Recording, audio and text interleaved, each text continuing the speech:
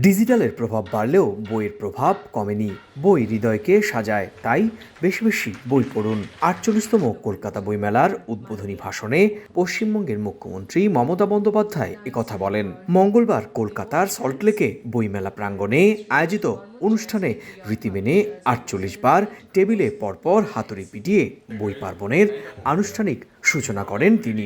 যে বাড়িতে বই সাজানো থাকে না, কিরকম যেন একটা মনে হয়।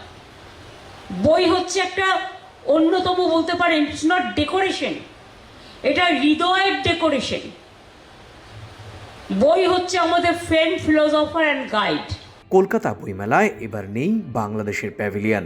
১৯৯৬ সাল থেকে বাংলাদেশ কলকাতা বইমেলায় গুরুত্বপূর্ণ অংশীদার হিসেবে অংশগ্রহণ করে আসছিল।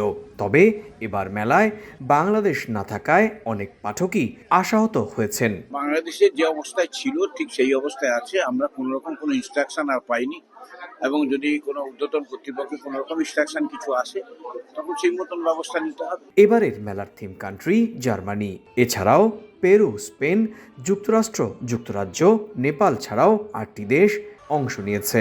মেলা চলবে ৯ ফেব্রুয়ারি পর্যন্ত। এবছর নেই বাংলাদেশি প্যাভিলিয়ন, তাই প্রশ্ন উঠেছে ৪৭তম কলকাতা বইমেলার বই বিক্রির রেকর্ড কি ছুঁতে পারবে ৪৮তম কলকাতা বইমেলা?